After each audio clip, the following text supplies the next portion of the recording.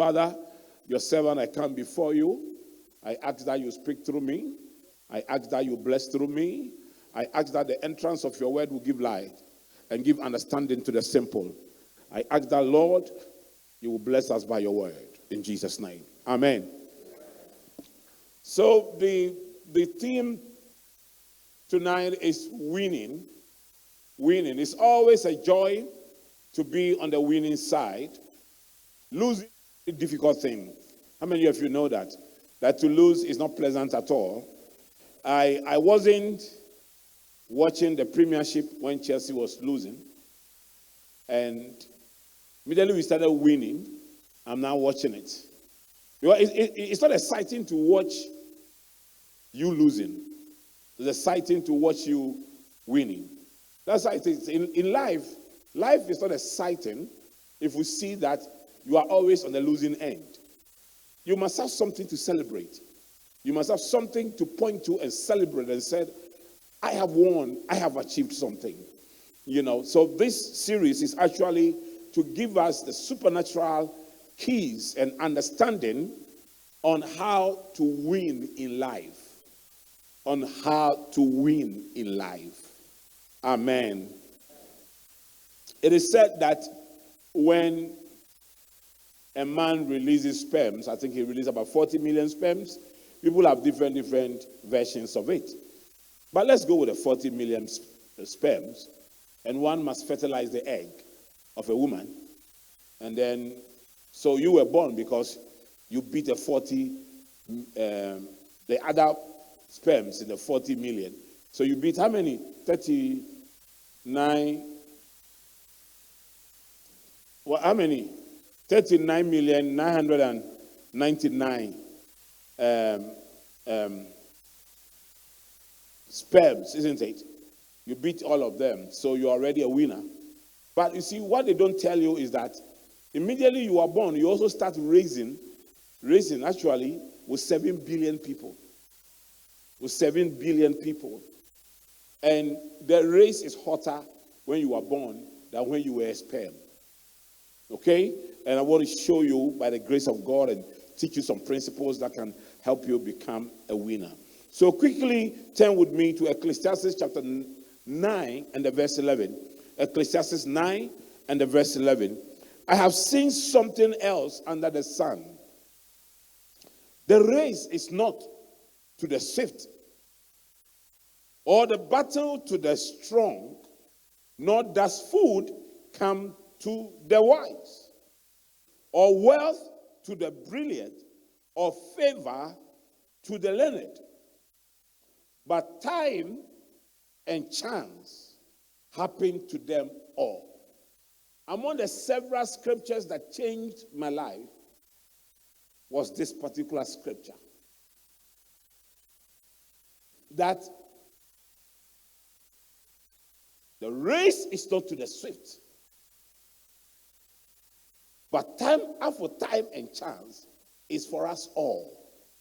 So somebody may be more brilliant than you, more wealthier than you. You have the same time and the same opportunities with a person. And in part 1 of this series, I'm going to share on time. So what I'm trying to establish here is that there are 2 keys to winning in life. 2 keys to winning in life. Key number 1 is time. Key number 2 is chance. And today we're going to look at key number 1. Key number 1, which is time. Time. Ecclesiastes 3, verse 1 to 2. To everything there is a season and time to every purpose under the heaven. Now here, a time to be born and a time to die. Now, we talk about a lot of times. We talk about the time to go to work, the time to wake up, the time to marry, the time to give birth, the time to love, the time to hate, the time to scatter, the time to gather, etc., etc. The time to mourn and the time to dance. But there's one time we don't really talk about, and that is where our focus is on tonight, and that is lifetime. Lifetime. Lifetime. The summation of your life. One day you will not be here anymore, and you will be gone. And then people will start talking about your lifetime. The lifetime of my father, the lifetime of my mother, the lifetime of my brother, the lifetime of my this and that. Just before we came to the service, when we received the news of the calling home of one of the half brothers, and she and her elder sister, Diana, were just discussing their brother's life, his lifetime. When he used to work here, and when he used to do this, and when he used to do that, and all those things. And at the end of it all, they came to a conclusion. Was he a success or a failure? At the end of it all, they came to a conclusion. One day you will get there where you will be no more. And people will start talking about your lifetime, the duration of your life, and what you did with it. But my focus here is to try to call your attention to the fact that the shortest time you have in life is not the 24 hours you get in a day.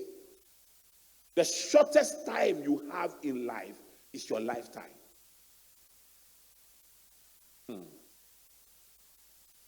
Do you know somebody, they can say that somebody did more in 24 hours than he did in a lifetime that he spent?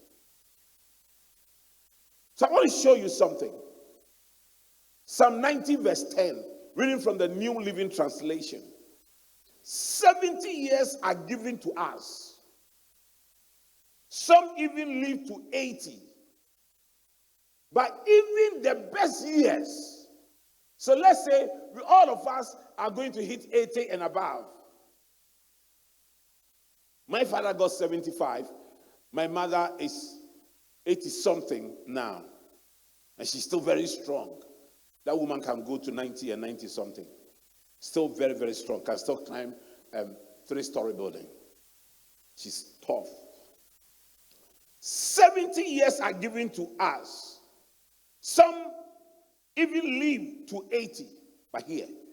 But even the best years are filled with pain and trouble.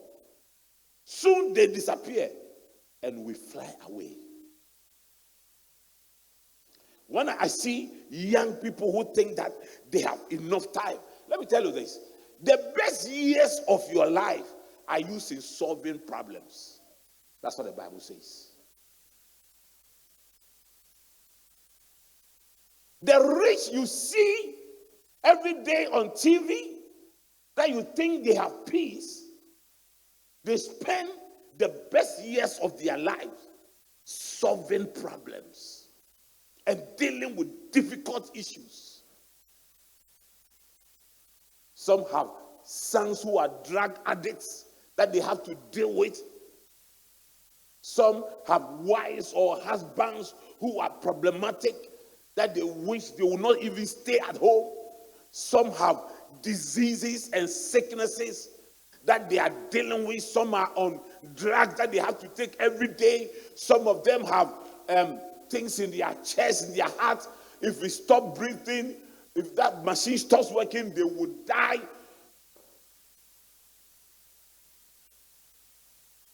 There's a song my big sister used to sing, Olive, when we were young. Life in this world is a great struggle for both young and old. Even those who have great riches have troubles on their own. Hey, like some people are old here, they know how to sing all these songs. Okay. So let me move on. Now, listen. So I'm trying to establish that even if you have 80 years to live, a chunk of it will be used in solving problems. Not usually solving other people's problems. When you solve other people's problems, you are made richer solving other people's problems. But in this case, he's not talking about you solving other people's problems. He's talking about you solving your problems. Once one problem is ending, another is coming. Okay? So your lifetime is spent dealing with problems. But even hear this one. Psalm 90 verse 12 from the Good News Translation. Teach us how short our life is, so that we may become wise. Teach us how short our lives is, so that we may become wise. The things you have to deal with, even if you are 80 years, even if you live for 80 years, the things that you will have to deal with will take all your time. So you have only little time left. And that's what the Bible says. Teach us how short our life is, so that we will be wise. I grew up knowing Jerry John Rawlings as our leader. Then one day we just woke up, the man was gone. And then I said, life is short, because it looked very short for me. For all the years he lived, it still looked very, very short for me. That's how it is. So that's what the Bible says. We are here, and then we fly away suddenly. And sometimes I pity the young people who think that they have a lot of time. Who think they have time and they relax. And all this preaching about having an agency in life and working hard to achieve things, for them it's nothing, because we are young. Let's have fun. We are young. Time flies just like that. Let me show you how it flies. Let me show you, if you can take one day to analyze how time flies, you understand how your lifetime can fly. You wake up in the morning and you have 12 hours. You have 12 hours. By the time you finish your devotion, go to your bathroom to take your bath and eat your breakfast and get out, 3 hours already gone. You are left with 9 hours. By the time you sit in traffic and you get to where you are going and sit in your office, 3 more hours is gone and you are left with 6 hours. And you are wondering, I just woke up in the morning and I have 12 hours. Suddenly, 6 is gone.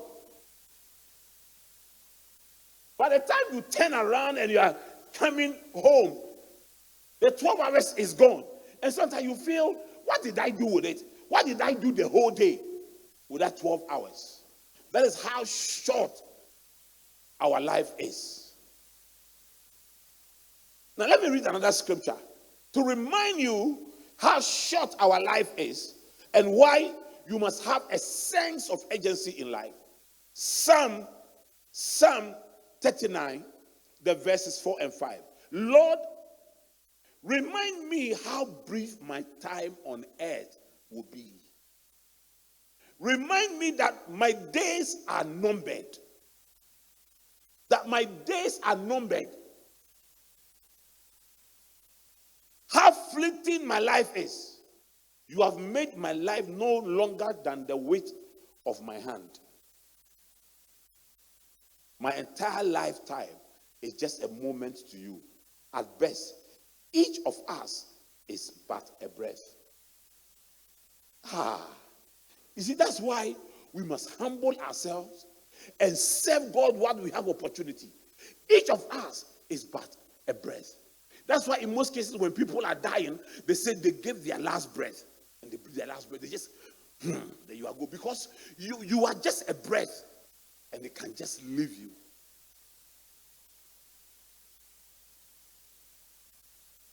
I just gotten up one day, healthy, eating nice breakfast. Then by evening, Started feeling that I was not breathing well. Then mommy said, let's go and see your doctor. I didn't want to go. She insisted. By the time I got to my doctor's office, and I was telling my doctor how I was feeling, my breath just ceased.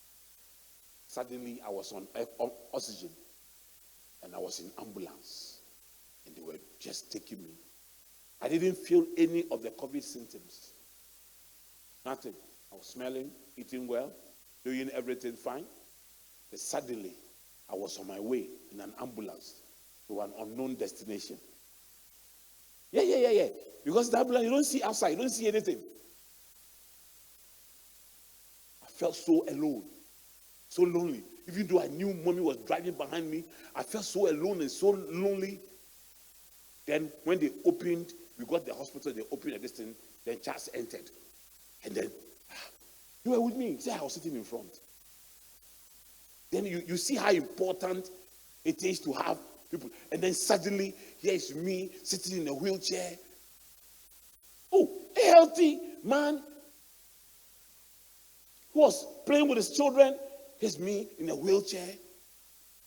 They just drove me upstairs, put me in the bed, and I'm a very independent person. And here's me with drinks on my face and people running to save my life. And everything was about breath. They understand why we are only a breath. Everything was about breath. How to save that my breath. Then after a while, they picked me up, took me to do a chest X-ray. And they said my lungs are almost gone. Oh, is that how short life is? Just a breath. So the whole human life is just a breath. And when we tell you to commit yourself to God and to serve Him and to dedicate your life to Him, you chase after things that will waste your life. Now here. So your lifetime is so short, and to be able to maximize it, you must understand the 4 lines in every timeline and how to cross it. From year 0 to year 80, we are assuming that all of us will live up to 80. From year 0 to year 80, we have what we call deadlines. Deadlines. And let me show you how wicked the system is, and how even a day-old baby is given a deadline. There are things you must do at a certain time. If you miss it, you are finished. A day-old baby is supposed to cry at a certain time when the baby is born. And the baby has a deadline. The baby must cry. If the baby doesn't cry after a while, then there might be something wrong with the baby. So even a baby that is born must cry. And then you, the mother, when you give birth and you're not being able to raise your head to see your baby, and you hear the cry of your baby, there is this relief. Because the baby just met a deadline. The baby must cry in some seconds when the baby is born. The baby must start making certain noise and start knowing the mother within some months. If the baby is not able to know the mother within some months, there's something wrong. The baby must sit at a certain month.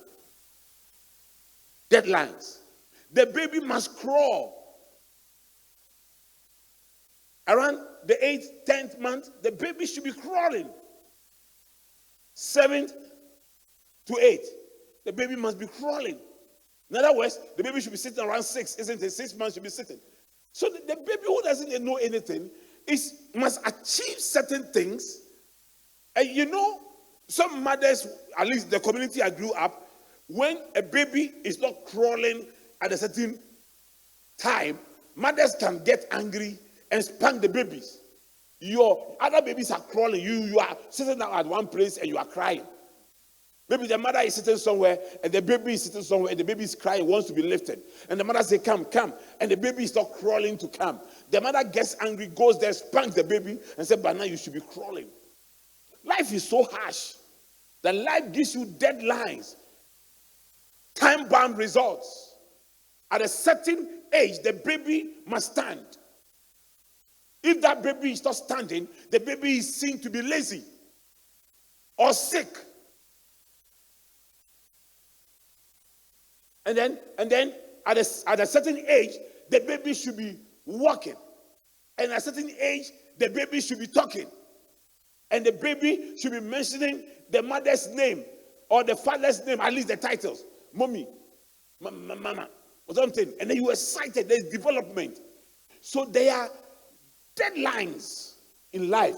And I have two sets of deadlines. These are just examples. These are examples to show you how people expect you to have achieved a certain result at a certain time in your life. And you yourself must understand that there are deadlines in your life. Are you here? Are you following what I'm teaching you? And if you want to win, you must beat these deadlines if you want to win. So there are what we call foundational deadlines. And these foundational deadlines are between 0 to 25. 0 to 25 years old. There are things that you should have achieved within this period. At least by the time you are 25 years, minimum 25 years, you should have a skill you can sell in exchange for money. A skill you can sell in exchange for money. Either you have a degree or you have a certain trade. You were a hairdresser or a mechanic or an accountant. You should have something.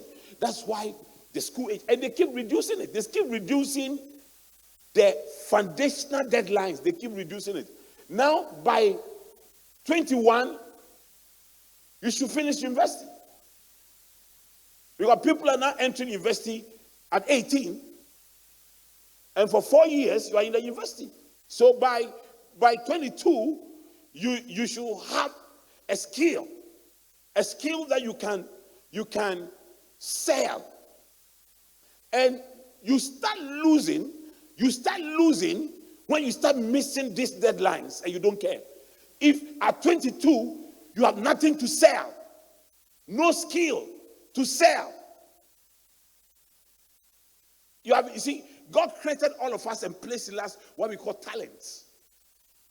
You must discover that talent and have it developed at least by the time you are 25. If your talent is cooking, by the time you are 25, you should be noted to be a cook who can cook well, and somebody should be willing to pay for your services. There are people, the talent in you is to become a mathematician or an accountant or a lawyer or something. And within this period, you should have it. A mechanic, God created them to have this technical ability to fix broken down things. You must have it. These are what we call foundational deadlines. And if around those years you don't have them, please know that you are losing. You are losing. You have started losing. And you have wasted some times in your life. Because what I'm calling the foundational deadlines, they are the period in which you achieve things on which you build your life. If you don't have those things, you can't build your life.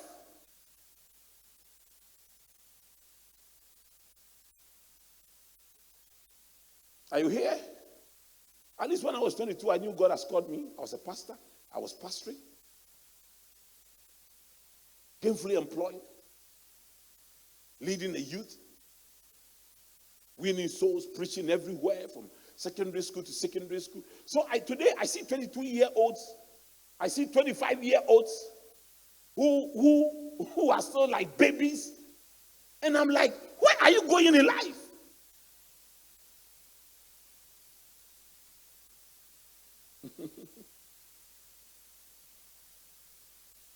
Are you here? When you travel outside the country, you see why white people are getting better than us. Most of us, our children in the university, we pamper them. Whilst 18-year-olds in universities outside have to work and earn the money, serve in McDonald's and clean here and do some cleaning somewhere, etc., etc. We don't do that. Even in vacation, what do? Spend all the time. Children can come. Your university child, your child in university can come on vacation for 3 months. For 3 months. And all she does is cutesing and braiding hairs and the boys playing games. That is all. When children of the same age in advanced countries, where they even get loans for university and grants for university, where they have access to unemployment benefit, are still working to earn money.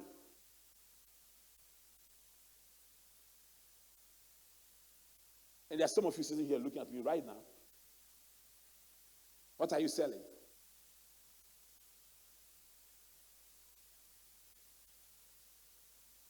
If you meet those foundational deadlines, your life will be a mess forever. Now,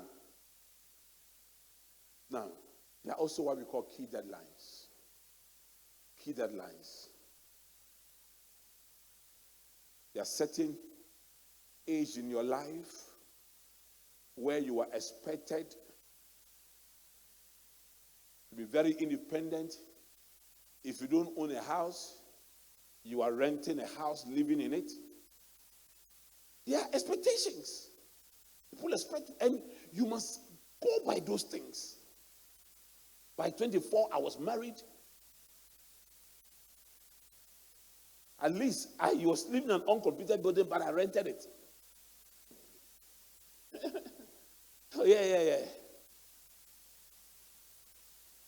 By 27, at least from where I came from, by 27, I've managed to get myself a scholarship.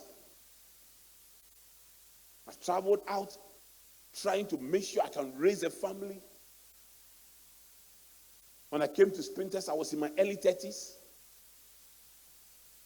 I was in my early 30s when I came to Sprinters Road here. Still a very young man, about 32,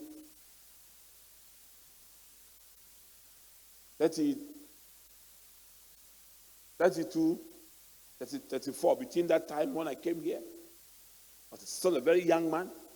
But I was a tough guy. I knew that there are key deadlines in my life. I knew that there are key deadlines in my life. That if by the time I hit 40, I do not have certain things to show for living, I was a failure. And I was passionate. I was aggressive.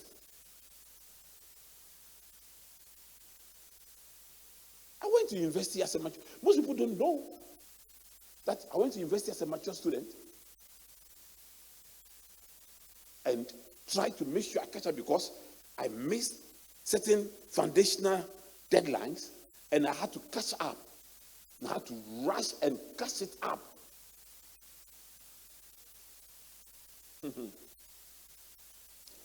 Now, because you have to hit some key deadlines in your life, from the age 18 to the age 14, you must streamline. From the age 18 to the age 40, you must streamline. If you don't streamline, at this time, see, now from 18 to the age 40, within the 0 to 80, where you must lay big deadlines and key deadlines, from 18 to 40, you must streamline your life. You get it? There must be some streamlining. You see, living is by design, not default. When you are living by design, not default, you are planning your life. Every second counts. Every minute counts. Every hour counts. Every day counts. Every time counts. And you are streamlining your life. You are answering key questions. Why did God create me? Why? From the age of 18 to the age of 40, you should be able, if you want to win, answer these questions, the why questions. Who am I? Why am I here? Why did God create me? Why did God create me? What is my purpose on earth? By the time you are 18, you should be asking those questions. Instead of 18, watching movies and playing games and supporting football teams that you have not seen their stadiums before. You have not met their players before. That is video game. Televisions will kill you.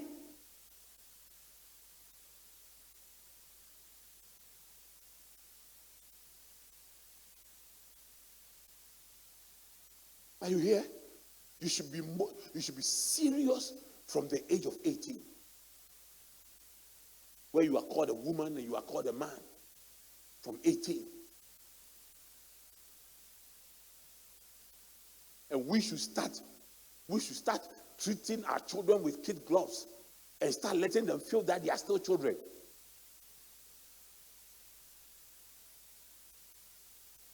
Because you see, your whole life will be messed up from 18 to 40 if you don't answer these questions.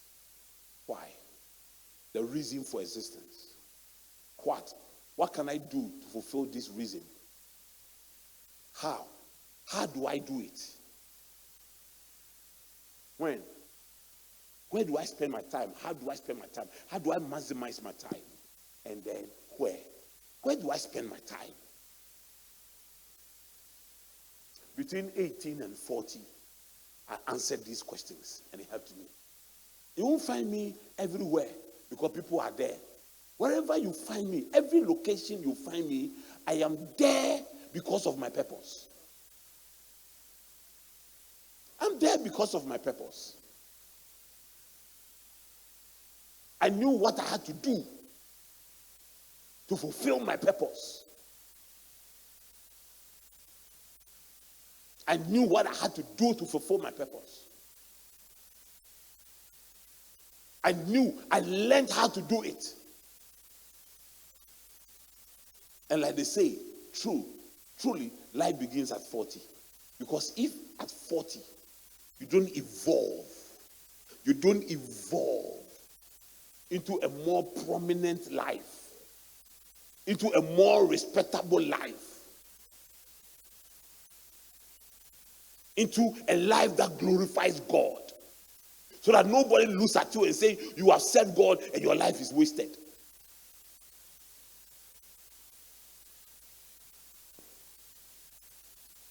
Please, listen.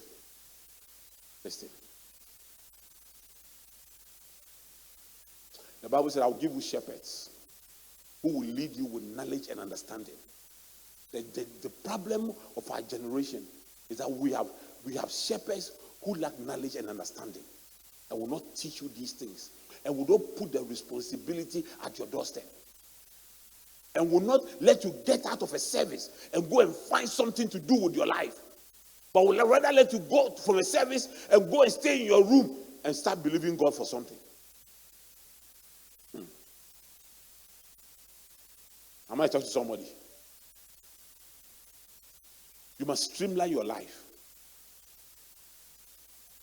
from 18 to 40.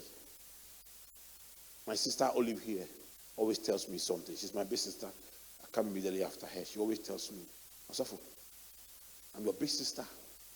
But the reason why I respect you and value you, and I've extended that respect to your wife and value your wife, is because I saw you growing. I saw you going. I saw how serious you were with God. I saw how serious you were with life. He said, I know you. You see, a prophet is not honored in his house. But I am honored by my siblings. I'm honored by my sisters. I'm honored by even my senior brother. My senior brother says, I tell people that this, my brother, is not one of those pastors who live on church. Even when he was a young boy, his vision was not to live on church offerings and tithes. I streamline my life.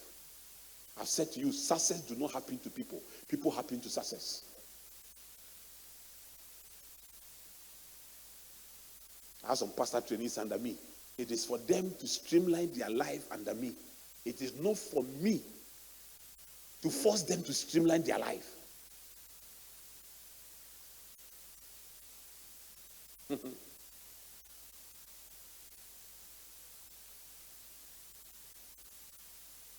Pastors here, I'm telling you, some of you can stay here with me for the next 20 years and still remain the same.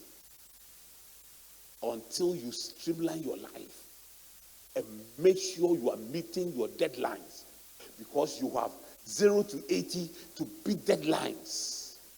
And you must set targets for yourself where you want your ministry to be by certain time and by certain distance. You must set targets and work towards it. Work towards its attainment. Am I preaching to someone here?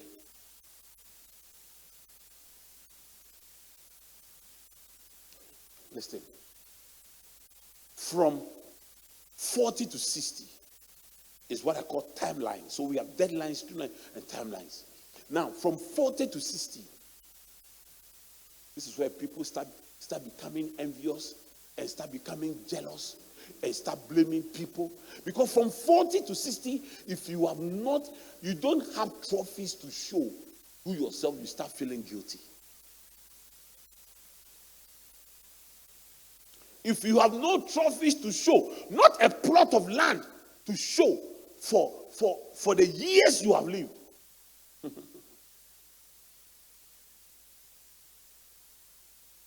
From 40 to 60.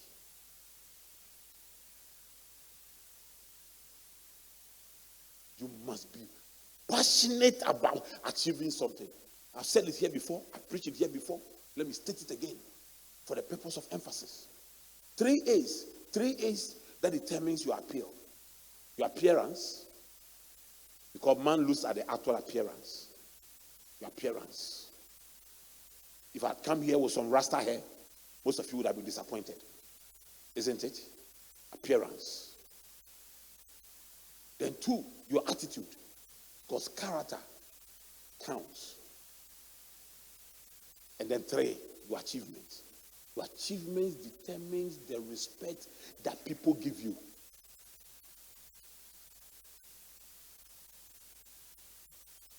It determines the respect that people give you. Achievement. If Archbishop Duncan William walks in here, I'll stop preaching. Everybody will be up receiving him. Even though we are in the presence of God, we will still receive him like that. Why? Achievement. If Bishop Dag walks in here, achievement. If Dr. Otabel walks in here, the same thing, achievement. If Bishop Chatajinasari walks in here, the same thing, all of us will stop preaching, will receive him. If Bishop Takiyabe comes in here, the same thing, the same thing. Why? Achievement brings respect. Want your wife to respect you? Don't demand it, achieve. Oh yeah. You want your husband to respect you? Don't demand it, achieve.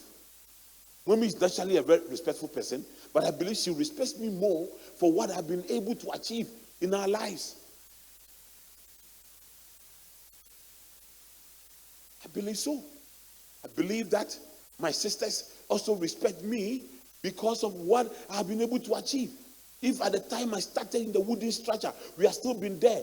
If you get it? I'm sure that when I kept saying in church, I'm moving you, when some of you came here and saw what we have done here in a very short time, your respect for me went up, isn't it? You respected me more. Yeah. Achievements. And then, within 18 to 80, okay, God continues to give us second chances. You get it? So you may miss key foundations.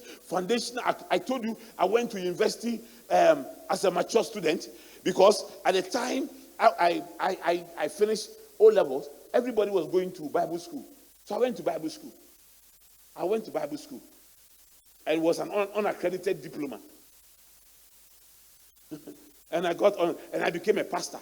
At one point in my life, I said, and I was a young pastor and I was on full time. Mommy goes to work, church members are in work. You don't find anybody, 20-something-year-old pastor, young man. I was on full time, praying, fasting, following up people. And then I have so many hours left in my life for nothing. I said, this full-time thing is boring for my age. It's too boring for my age. I checked myself to university, started developing myself, started building myself, started developing myself. God, you see, from 18 to 80, anytime you miss a deadline, God gives you a second chance. The major problem with most of us is that we are not spiritually sensitive enough to be able to understand the second chance God is giving us. Even sometimes, the second chance God gives us, we abuse it more. You don't have a skill, you don't have anything, and you still manage to get a job. And then you are lazy at the job. Instead of working hard for God to help you climb up, you're lazy at the job.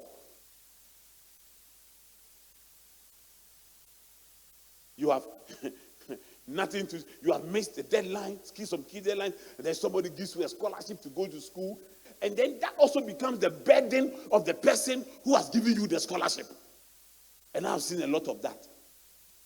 Some people left this church because I gave them a foreign scholarship. Scholarship that you have to pay thousands of pounds for tuition. I said, tuition, I'll give you for free. But that £100 or £50 for registration, you will pay.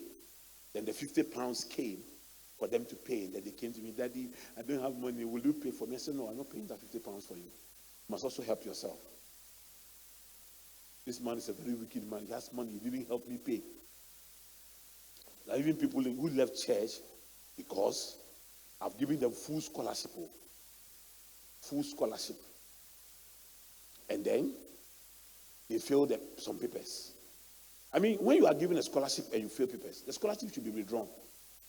That is it. It should be withdrawn. And then they came to me and said, Daddy, I'm coming to rewrite. And they say 500. Daddy, please. Daddy, I don't have the money. Daddy, please. I said, I don't give scholarship for failure. Nobody gives scholarship for failure. Then they left the school and left the church because I didn't give them. You see how we abuse second chances. Because you see, when you have a sense of entitlement in life, that's when you think that everything, you deserve everything. You deserve this, and you deserve that, and this must be given to you. Especially pastors, listen to me. For those of you who are around me, you see, your sense of entitlement must come from your achievement, not my achievement. You cannot begin to desire things you know your church cannot afford, the church's income cannot afford, but because I can afford it, you have this sense of entitlement that the man of God must help out because he is my father.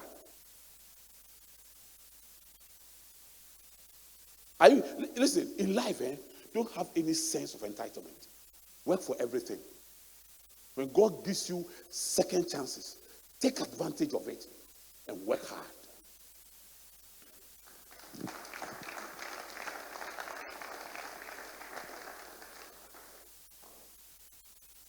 Now, let me quickly show you how to maximize your lifetime so that you can win. How to maximize your lifetime so that you can win. So we are using the acronym SPEED to maximize our lifetime. The number of years God has given us to live. How do you maximize it? So the S in SPEED is specificity. Specificity. Focus. Purpose. Focus in life. If you do everything in general, you will do nothing in particular. You achieve nothing in particular. Focus. Look at this scripture. I love this scripture. I love this scripture. And if you see, if you are reading your Bible, if you are you are reading your Bible, you will every day find something that will change your life and improve on your life. Look at it. Let your eyes look straight ahead. When you come to church, look straight to the pulpit. Don't look at people eyeing you, and look at people insulting you, and look at people talking, and look at people doing this. When mommy wanted to put curtains here, I didn't want her to put it. But she explained to me that, my dear, we'll be in church and you will see people watching the road. You hear people, they will turn. And true, for the 2 Sundays or 3 Sundays we met, I was observing how people were looking on the street. So looking on the, you see, there's some people, anything can just attract their attention. Hey, you must be purpose-driven. You must have a single-minded devotion to something in life in order for you to win. During the days of Usain Bolt, when they are waiting for the Olympic Games to win, for the 4 years he's running on the mountain and descending, his focus is on one thing. He's focused on that gold. I must win. He goes to Diamond League and wins. Diamond League, they give Diamond League? They give you a diamond, that is worth millions of dollars, and you must win it. He's focusing there, and you see this guy when you see him training. When you see Cristiano Ronaldo training, his focus throughout his whole life was to win Ballon d'Or, was to become famous, was to become the world champion, the best footballer in the world. That was the guy's focus. And the reason why I admire Cristiano Ronaldo more than Messi is that it looks like Messi has a natural talent. So his flair, and Ronaldo had to add more. He had to add more to be able to reach to be able to reach where Messi. At 32, the guy, they buy him at a very big price. And people were telling Juventus, you are buying. And then they went to 2 medicals. And at 32, his body was 22. With 7% fat. You look at you, fat, 120%. You are 22, but your body is 40 years. Yeah, I'm telling you, your body is 40. There is nothing, no passion, nothing is driving you, no discipline in your life, and yet you want to win. No discipline. My discipline in life is driven by what I see ahead. Let your eyes look straight ahead.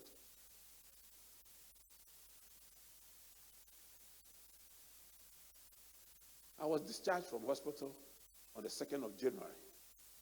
By the 10th of January, I was here. I was begging mommy. Mommy said, you are not going anywhere. Mommy said, you are not even preaching, because where your lungs broke up to, where they told me your lungs got to, you are not preaching the next 3 months. You are not preaching. I said, if you want me to die, don't let me preach by the 3rd Sunday. I'll die. I said, if you want me to die, don't let me go and see the project. Let me go and sit down there. I will come here and I'll die and the rest will be back. Then you go home. I said, this is what keeps me alive. My passion is what keeps me alive. You must always, every day, wake up into something. Wake up into something. Those who wake up to nothing sleep like something. Even alarm clock cannot wake them up. Let your eyes look straight ahead. Fix your gaze directly before you. Fix your gaze directly before you. Because your eyes can look straight ahead without you looking at anything. But gazing is specific. Because when you can look ahead and see many things. But the many things you see, there must be one thing you are gazing at.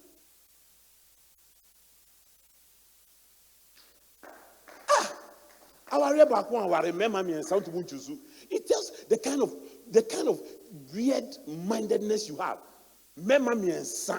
Three men, you can't make a choice. Our result, you can't make a choice.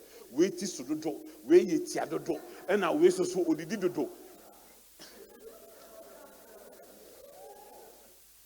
Because you are not marrying by assignment, you are marrying by beauty, you are marrying for flimsy excuses and other things.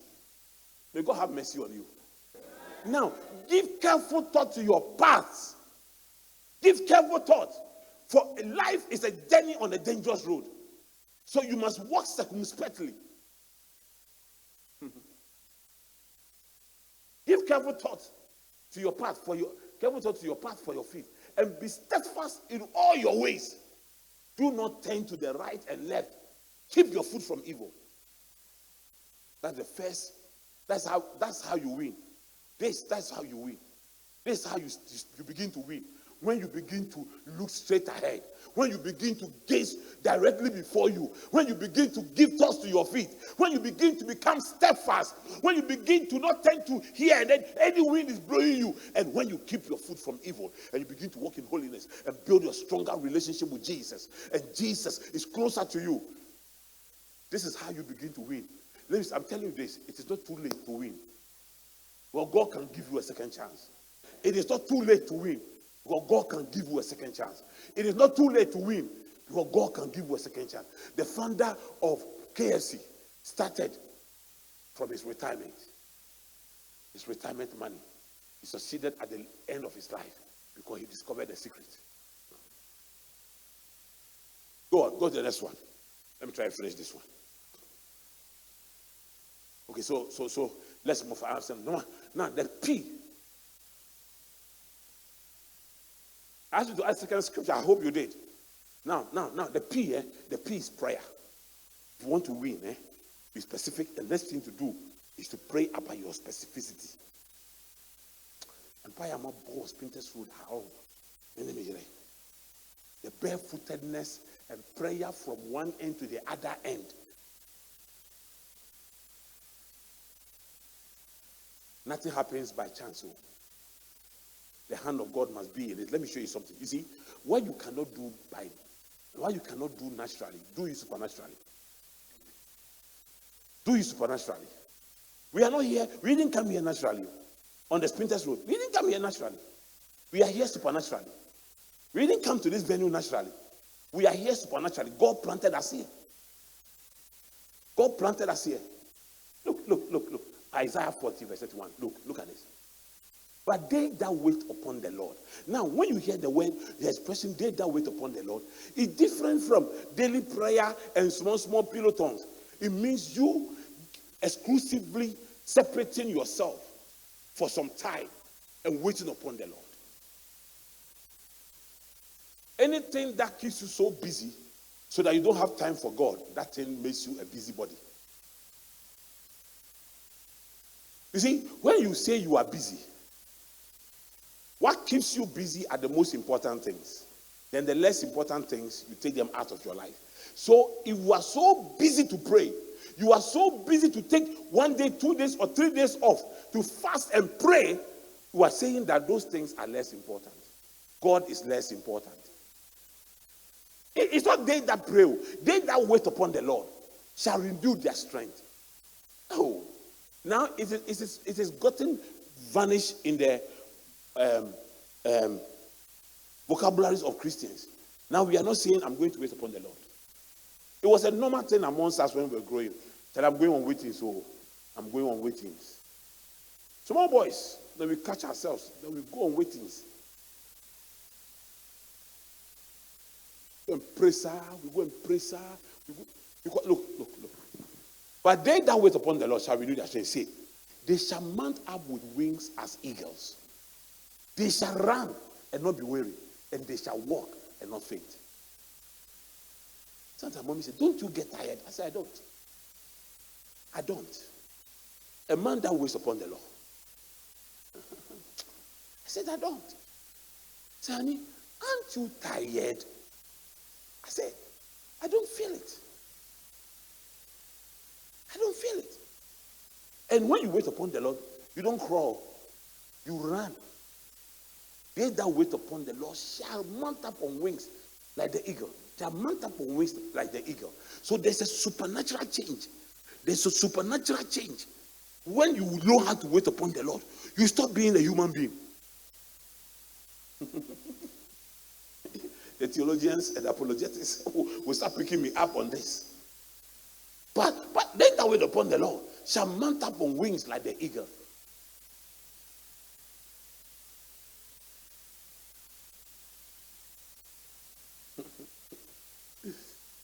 They shall run and not be weary, and they shall walk and not faint.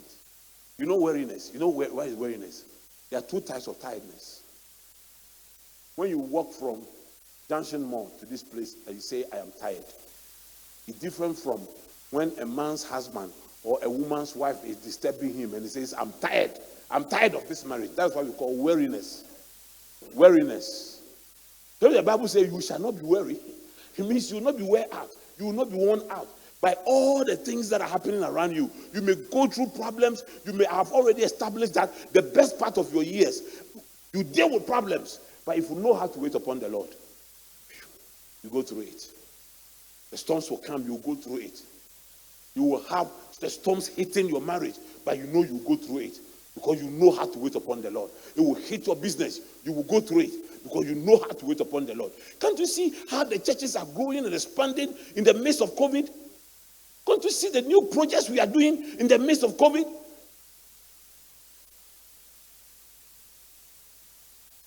We are supernatural because we give our natural to God and God gives us his super. And we become supernatural. Now look at this. Look at this second scripture. Look at the second scripture. Now this was after Elijah had waited and prayed on Mount Carmel. And prayed. 1 Kings 18 verse 46. The power of the Lord came upon Elijah, and tucking in his claw into his belt, he ran ahead of Ahab all the way to Jezreel. If you want to run ahead of people, ahead of people, you need the power of God to come upon you. The power of God comes upon you in the closet of prayer. In the closet of prayer. In the closet of prayer.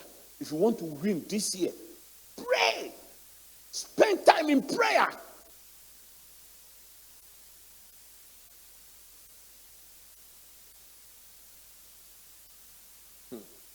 Let's go next one. Let's go to the next one. And let me. Now, the E is speed. The first E is speed. It's education. The first E is speed. Now, I'll do a series called In the Corridors of Power. Okay, I'll do a series called Building. And in building, I'll share this. So I'll just jump over it. But quickly, look at something. Look at something. Listen, the more you know, the more you do. And the more you do, the more you become. And the more you become, the more you want more.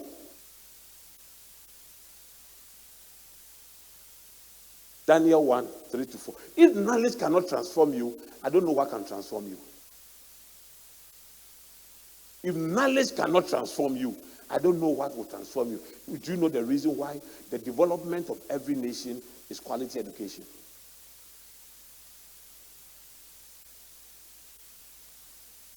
Travel outside and sit in a university.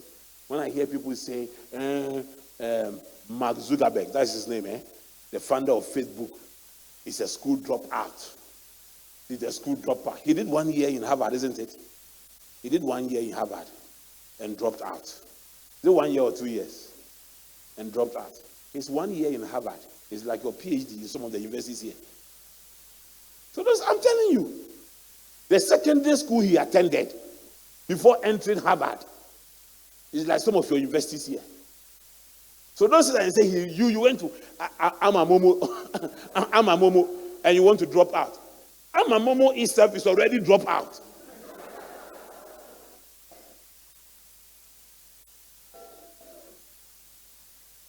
Local authority primary school. You already dropped out. Oh yeah. You already dropped out. Teachers don't go to school, nobody sees them. Teachers don't teach, nobody, children are just, Now look. The king, Daniel chapter 1, 3 and 4, the king ordered Ashpenaz, the chief of his court officials, to bring into the king's service some of the Israelites from the royal family and nobility, Nobody wants useless people to come and worry in the corners of power. Say, bring noble people. People who have come from good families.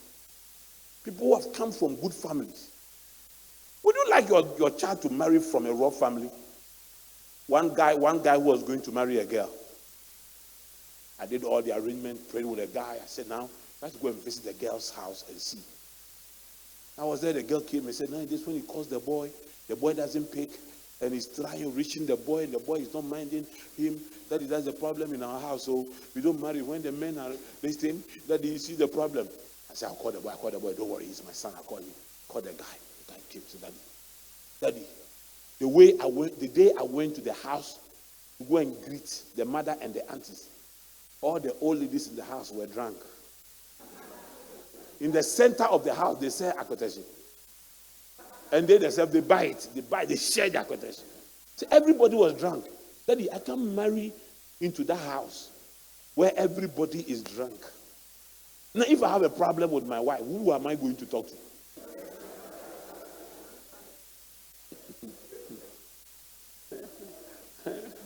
When you get a ramen for us and be higher you. Now you're fine. Hey, now. He said, young men without any physical defect, handsome. You see what he's talking about? Presentable, strong, firm.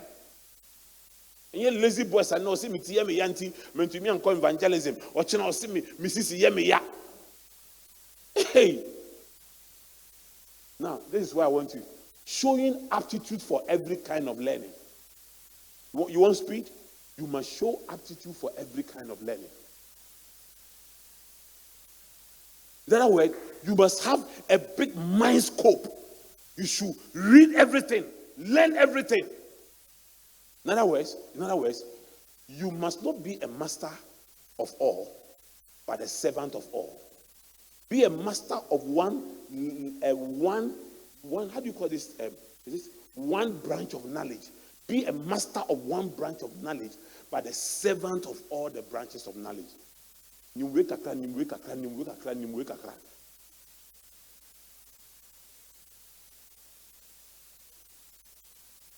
Take a problem, a marital problem, to your pastor. So, pastor, my husband is doing this and this and this and this. And because he doesn't know how to provide marital counseling, he will just switch it into but you know that what is making your husband cheat is not bayi. You know that why you near maybe, and you are coming for counseling. When you are leaving, you are so disappointed. It's also for the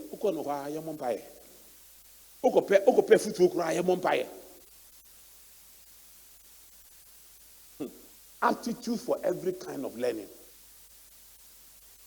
Now, mommy wants to employ front desk, and they want to enter somebody for front desk, and honey, we need front desk. I said, nobody employs front desk staff anymore to come and just sit down there and receive calls and visitors. No, the person must be multi-skilled.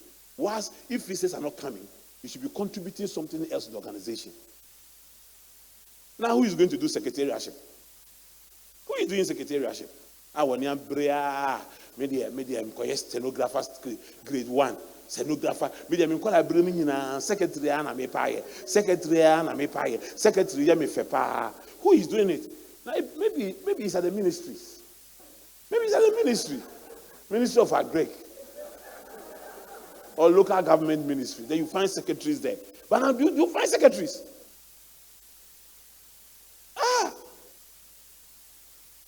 No, those of you who work in social organizations. I'm not talking about those who are working on field organizations. They have secretaries and all those things because that's why they are failing. You want you to have at least BA in business administration and come and sit at their front desks and do other things other than just, hello, who are you looking for? Please write your name, I'm coming. And then you get up, there you go. And then you come. See, I've created a new blog here. The reason why I created this space here is to create a PR team to welcome you. And the PR team is made up of people that have customer service skills. Even in church, they have customer service skills.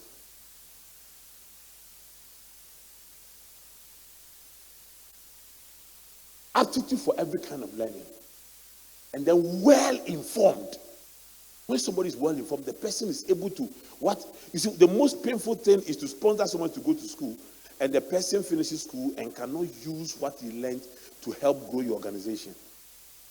Those who are well-informed are able to transform the knowledge in their head into solutions for you.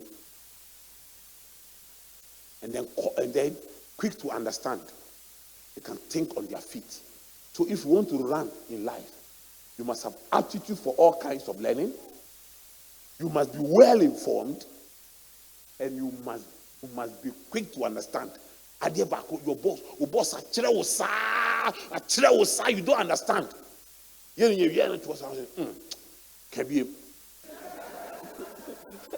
People don't have time. You can be able, no time to can be able. You work with me in my office, and you will see. I go to my front desk. We don't have, you see, where you come, it's not a front desk. All those ladies there have MBAs and first degrees in electronic engineering. So those ladies, they are not front desk. So they are, the reason why I put them there, because they are the most intelligent girls I've ever found. I'm not saying they are the most intelligent staff. I said the most intelligent girls I've ever found. So I know staff members say, they are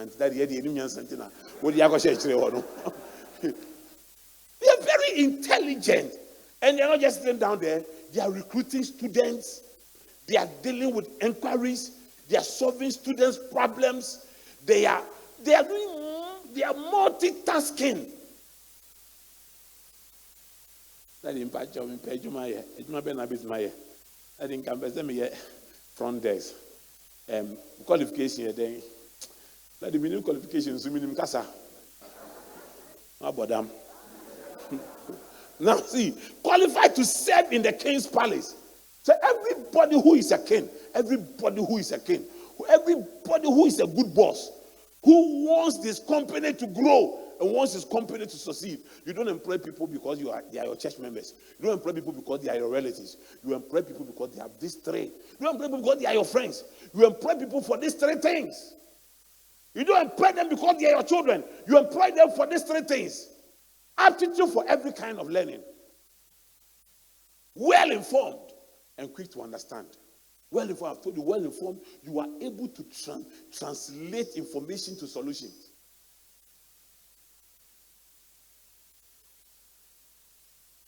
Okay. He was to teach them the language and the literature of the Babylonians. So, the reason why he was tough, he wanted knowledgeable people. I will teach you on this. You see this drawing? It will come up. The next series after this is called Building. And I'll show you how knowledge can help you build your life. And I'll share these three things. I'll go into these things with you, in details with you.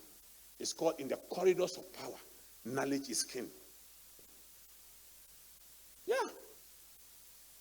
Go to White House in America and see people there. Harvard graduates. You go to Downing Street, 10 Downing Street in the UK. The people there, they started from Eton College. They went to either Oxford or which one? The Cambridge. They know door in the corridors of power. The corridors of power. Knowledge is king. African are foot soldiers to occupy corridors of power. Only in Africa. That's why we don't grow. That's why we don't grow. That's why we don't develop. Only in Africa that our corridors of power is controlled by foot soldiers.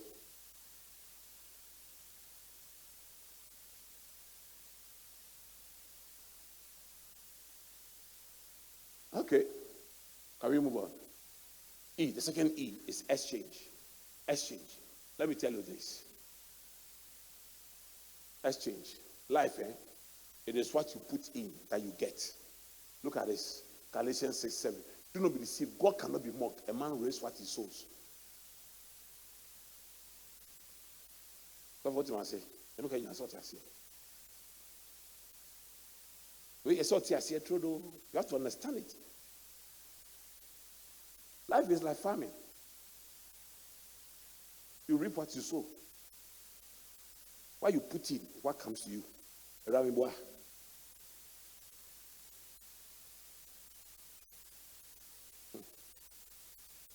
Hey. And these are biblical principles. These are biblical principles. Every time I teach you is in the Bible. Because is in the Bible.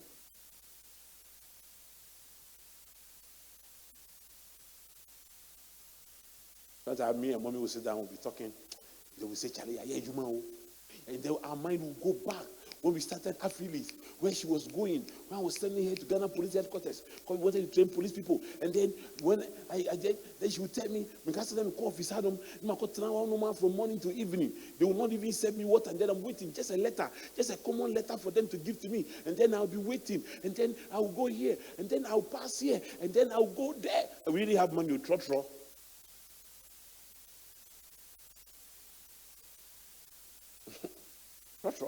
We're doing it. And whatever we put in today, we are seeing it. Put something in life, it will come back to you more. It will come back to you more. Whatever you put in life, it comes back to you more. Don't want to put anything in life, you reap nothing. Let me start closing. I think it's the last one. Dexterity. Dexterity. You want to win? You want to win? Sharpen your skills. Sharpen your skills. Listen, Proverbs 18 verse 16. Proverbs 18 verse 16. A man's gift makes room for him and brings him before the great. Before the great. Some of the places I've been to and some of the people I have met, it's my gift that took me there. It is a guy called Titi-Ofei. He does this. Let's. You know, when I travel out there, and I get so surprised. I'm visiting a school, and then the vice chancellor of a 30,000 British university has gathered. The last visit I did was in one of the finest universities in the UK, the center of the UK, of London, and the people that accompanied me were surprised. They have one of their guys consulting for African presidents. They put them from Africa because a president of a university from Africa is coming, so we want you to come back. And then the pro-vice chancellor, and then brought this a woman that teaches, a top professor that teaches spiritual leadership, because my background is a bishop. They brought this, and the people who were with me were like, Daddy, how did you get all these people? How are they meeting you? A man's gift will make room for you. A man's gift will make room for you. Don't be surprised that the next time I'll be sharing this, I'll be talking about meeting Queen Elizabeth. Don't be surprised. There's some guy doing something in Africa, he's in town, and a man's gift will make room for him. Dexterity, your skills, develop it. Whatever God has placed in you, develop it. God will not, all these things about, Father, open a door for me. Lord, open a door for me. Lord, open. He said, I have placed before you an open door which no man can shut. The door is opened. But how to walk in there is your problem. You need to carry a gift to walk in through that door. You cannot walk in through that door empty-handed. Father, open a door for me, open a door for me, open a door for me.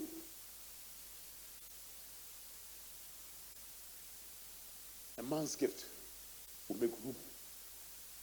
You are too gifted, too blessed. Everybody has a gift. Everybody has a gift. Even if you're a liar, you have the gift of persuasion. That's why you can lie. You just have to turn it into a positive thing. If you are talkative, you have the gift of public speaking. You have the gift, you're supposed to be a public speaker. But the reason why you gossip is because you haven't developed the gift. Oh yeah, so you haven't developed the gift. If you are always talking and people are laughing, you have the gift to become a comedian. But you haven't developed it. So you let people laugh just around you, and you don't make any money. I'm telling you. You have to develop it and build it. I have a friend, when we call each other, we talk and we laugh, sir. crack some jokes and we laugh. Pastor, that's how we are. When pastors we meet, we want to bend our attention, to bring up things, we laugh. I told the guy that, Charlie, do you know this conversation we have been having and we have been laughing? If only we had been courageous when we were young, we start acting like by now we'll be rich.